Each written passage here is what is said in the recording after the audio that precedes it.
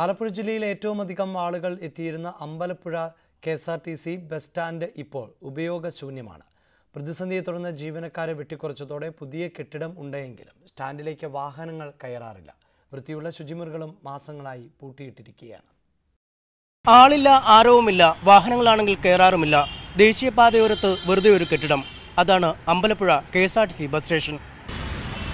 Ambalappuzha KSRTC bus സ്റ്റാൻഡിൽ നിന്നുള്ള പതിവ് കാഴ്ചയാണിത്. അടുത്ത കാലത്ത് നിർമ്മിച്ച കെട്ടിടത്തിനുള്ളിൽ വൃത്തിയുള്ള ശുചിമുറികളുണ്ട്.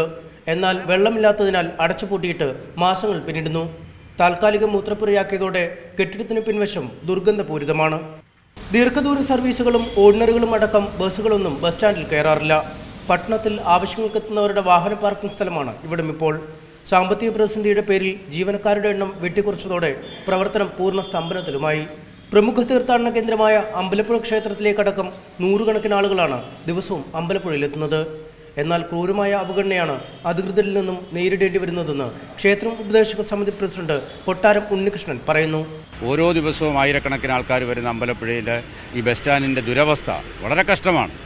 KSRTC കണ്ണു തുറന്നേ പറ്റൂ. കാരണം ഇവിടെ ഒരു സ്റ്റേഷൻ മാസ്റ്റർ ഉണ്ടായിരുന്നതിനെ പിൻവലിച്ചു.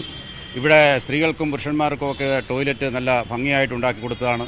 അതെല്ലാം നശിപ്പിച്ചു. ഗതാഗത മന്ത്രിയും പൊതുമരാമത്ത് മന്ത്രിയും പ്രതിപക്ഷ നേതാവുമടക്കം 3 പ്രമുഖരാണ് അമ്പലപ്പുഴയ്ക്ക് അതിർത്തി പങ്കിടുന്നത്. ധനമന്ത്രിയും സിവിൽ സപ്ലൈസ് മന്ത്രിയും അടുത്ത് തന്നെയുണ്ട്.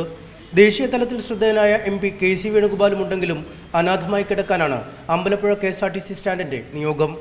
അമ്പലപ്പുഴയിൽ നിന്നും cameraman PK പ്രശാന്തിനൊപ്പം MS Aneesh Kumar, News 18.